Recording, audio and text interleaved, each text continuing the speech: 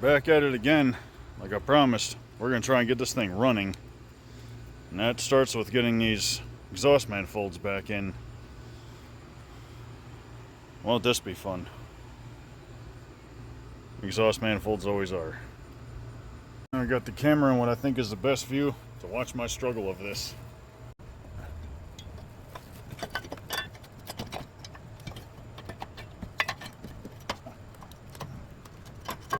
Almost. There we are. Alright, oh. Flange almost matches up too. Getting the hardware started is always the most fun part.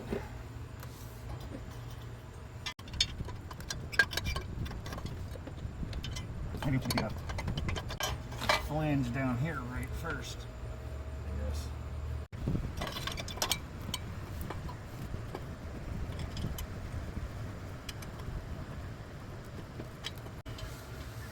Oh, come on, go in the hole.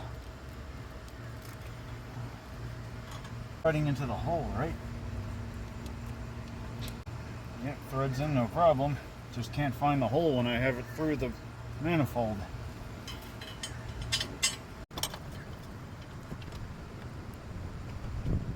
There we go.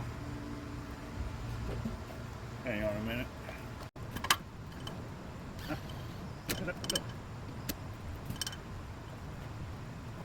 Ah, there it is. Oh yeah, this is going to be fun because there's no room to actually get this bolt in with your fingers. Makes me wonder, how did I get it out all that time ago? Oh, this isn't working. No, come on. Try this again. Do this. Actually, I never did this before. I took it apart. I never put it together.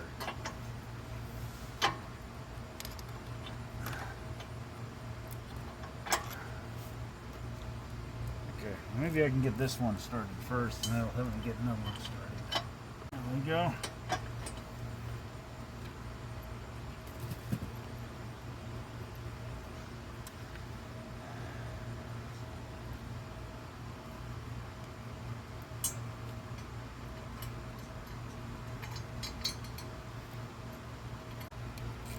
Is that it? Is it gonna thread? Oh my god, why did they make it like this? Come on now. Finally got that bolt started in there. And with both the front and rear bolts started, you can slide this gasket in because of the tabs like that. There we go. And just tighten the rest in. Stick tube. If I can remember where that went, that would be great. Oh no. Found it. The thing about the dipstick tube is it goes on one of these studs on this end and the nut over top of it. This nut.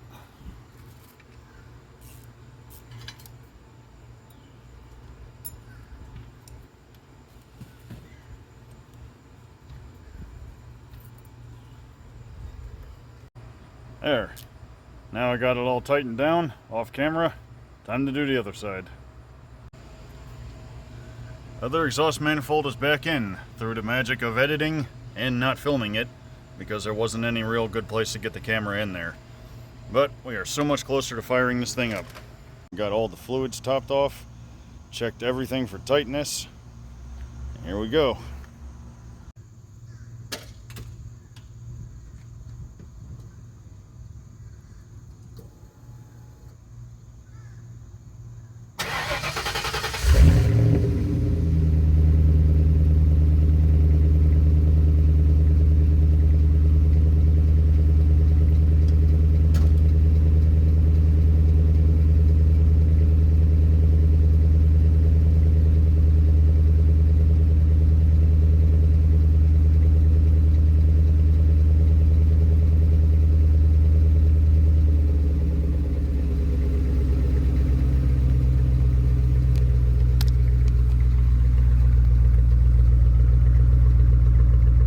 picking up the exhaust note really well.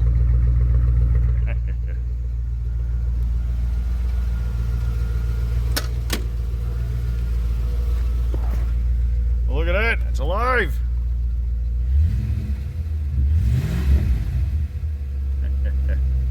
Come on, focus, there we go.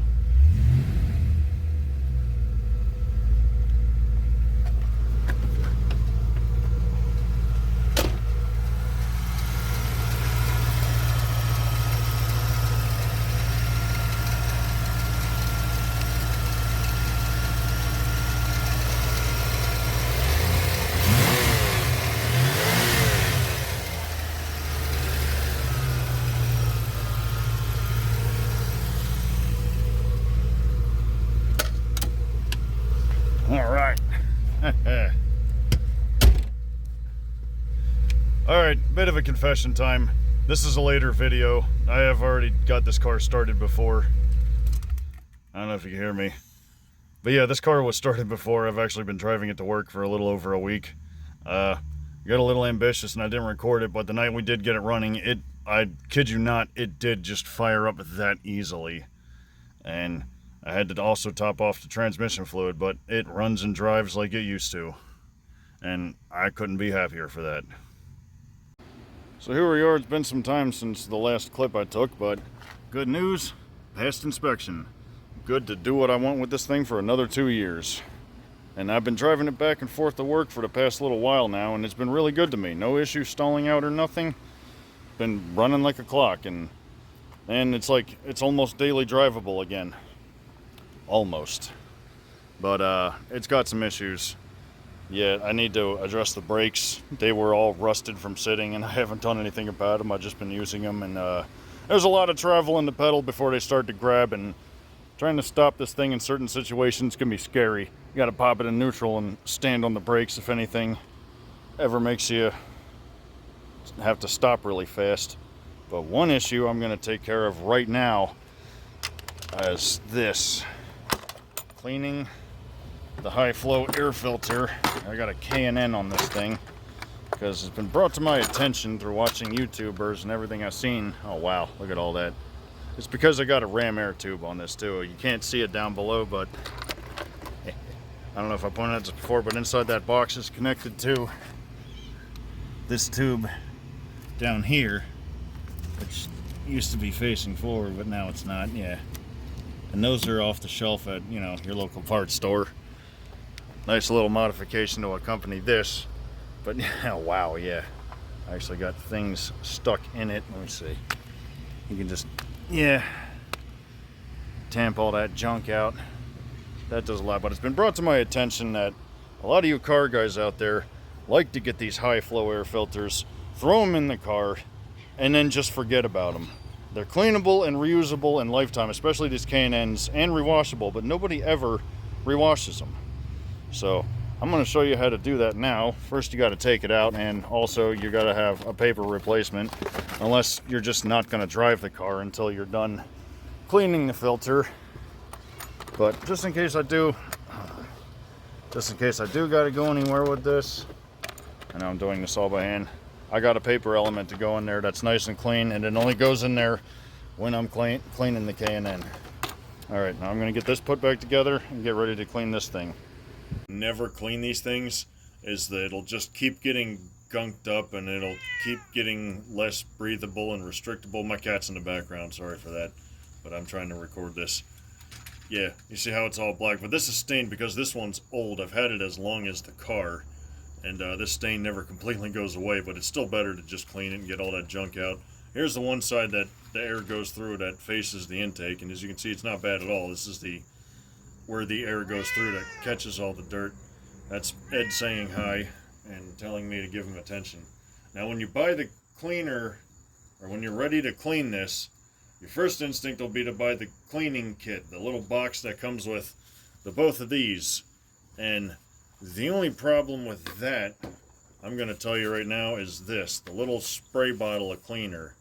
This little nozzle here sucks, and I'm going to show you why. You go to clean it, and look, one push down, and look, it's stuck. Comes up, then push down, stuck. And up, push down. You got a little spray there, but look, stuck again. And this gets frustrating. You're supposed to just pop right back up. You're not supposed to do it manually. You're supposed to spray the cleaner on liberally, but if you try this, look at that. You're going to be here all day doing this. And that's also why I'm wearing gloves, because you're going to get this cleaner all over your hands. So yeah, don't get these. What I found recently, which I really like, is you can get this trigger bottle of the cleaner. And here I'm going to try it out for the first time. We're going to see how well it works. Get it through. Yeah, there you go. And of course you're going to want to do this over a bucket like I am, because you're going to want to spray the cleaner on liberally. You can't really go too overboard with this, especially since you have as much as a trigger bottle. And one of the problems I was coming across was that with those trigger bottles, oh wow, this one's starting to get stuck now. Maybe I go a little easier on it. But those little trigger bottles, I end up just taking the cap off and dumping the cleaner over the filter element. And I would go through it. Oh wow, this is getting stuck now. I'm gonna have to end up doing the same thing with this. Just take the cap off and dump it over the thing to get it clean. And then the problem with that is I end up with a bunch of cans of that filter oiling stuff, and I don't really need that much of the oil to cover this. So I got like several cans of this that's unopened. And I didn't know what to do with it. I was going to start looking for alternate uses of it. Like, can I use it to lubricate tools? I don't know. Anybody out there happens to know watching this, let me know if there's a secondary. Well, I guess I don't need, because I got these trigger bottles that work a little better. Yeah, there we go. And you can just spray the stuff on liberally. Like I said, it can't really go. You don't want to miss a spot. Put it that way. You don't want to miss any of it. And you want to let it soak for like 20 minutes or so, and then rinse it out with cool water in the sink from the intake side down. So the cleaner side that faces the intake, you want to pour cool water down, not rushing water, just a low flow of water, and get all that. Look, it's already starting to look a little better. But then also that purple is going to go away, because that purple is actually the oil element on the filter. It advises you in the instructions not to let the stuff dry on either. That's why you just let it sit for like 10 minutes, 20 minutes maybe. I forget what it said exactly. Or just go start rinsing it out. I don't care. Do it however you want to. Either way, the thing will get cleaned. Now, after you let the cleaner sit, just turn on the sink and give it a rinse. Make sure you get it up and down all the pleats. Let's go this way.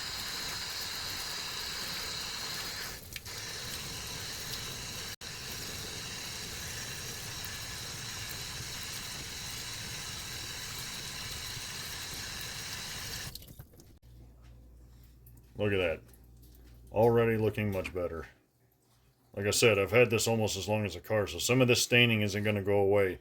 But you can repeat the spraying with the cleaner process and rinsing, which I am going to do, just to make sure it's as clean as possible. And then, once you're done with all that, you hang it up and let it dry overnight. Alright, so here we are the next day after the filter has been set out to dry, and it should look like this. Lost a lot of its color. It is a lot cleaner, and there is still a little bit of a stain here, but like I said, that's because this filter is old. And also, the way the filter has to be, there's a specific way it has to be placed in, so it's not like I can turn it around and then it starts staining on this side or whatever. No, it's got these, I don't know if it comes out on the camera. Oh yeah, right there. It says front with arrows pointing. That doesn't mean to the front of the car. That means to the clips on the airbox for some reason. That is what the instructions that came with this K&N filter said. Specifically, those front arrows point to the clips on the airbox, not to the front of the car. But anyway, the next step and last step is oiling the filter, which is not hard to do. You want to wear gloves, you got your oil ready, hold it about a few inches above the surface, and you don't want to go too crazy spraying it, because you can over oil this and then the oil will mess up your map sensor. But just give it a little spray up and down, like even like this, up and down the pleats.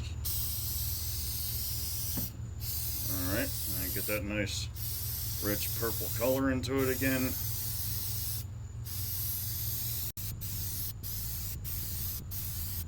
Over. And that's it. Looks like it's good and ready to go.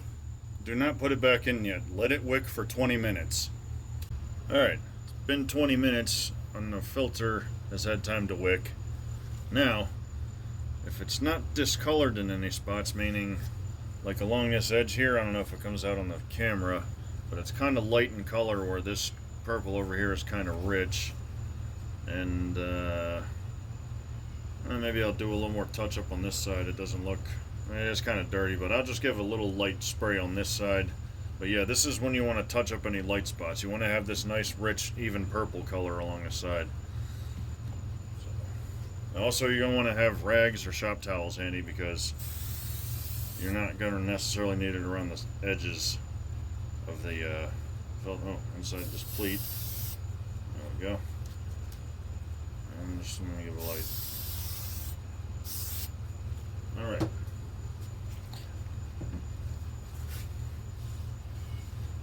Now you can probably see the little droplets in the metal mesh material over the actual filter element. And if you have too much, that's going to get inside of your map sensor, and that can mess your readings up and make your engine run weird. So just kind of lay it on top and do a nice thing. Make sure it's not an excessive amount of oil on top. And I do this only on the intake side, not on the side where the dirty air incoming hits it. This side, this is fine. So this is ready for reinstall. I'm going to go do that. I don't know if the camera's picking it up, but it sounds like there's an emergency nearby. That's just typical Delaware sounds. We're also close to the firehouse. Hold one out. Again, the front arrows point to the clips on this car. This car specifically. Your car may be different if you got one of these. It may not matter how it goes in. It may, who knows. On this one, it does, according to the instructions that came with it.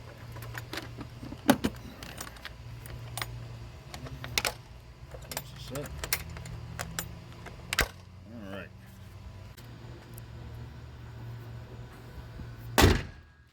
Alright.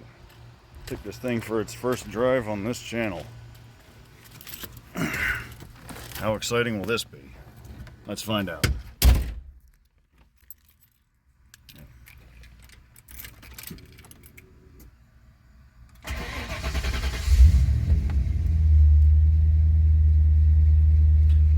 It was a cold start. I should have there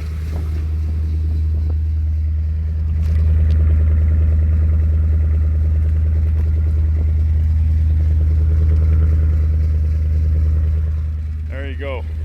Hopefully you got a good sound of the exhaust on a cold start. As cold a start as you're gonna get on a hot day like this. It is almost the end of summer as of the recording of this.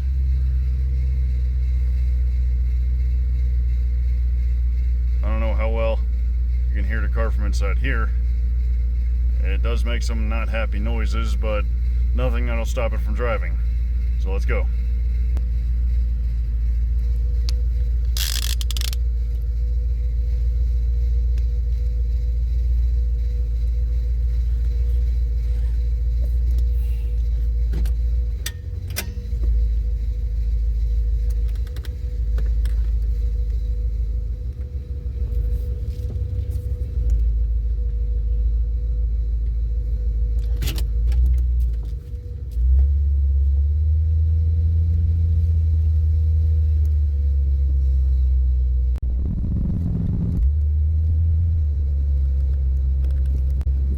Shaky cam.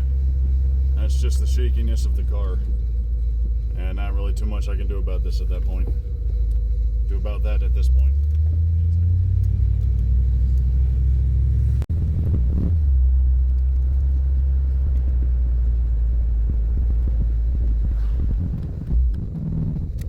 How bad this looks. Not that bad.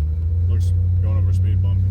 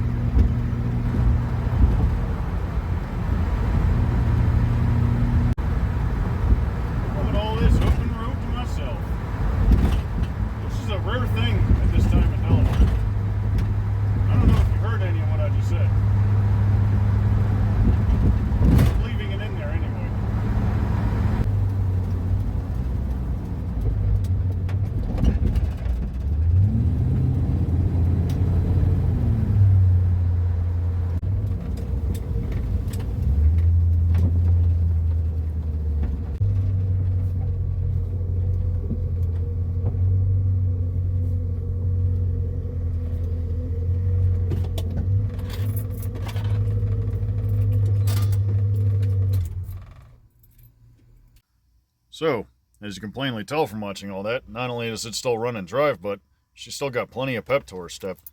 Stick around for the next video. We're going to be fixing a lot of the drivability issues, including the brakes and suspension. Many problems there. So please like and subscribe. It'll help me out a lot and I can get more work done on this. I'll see you in the next one.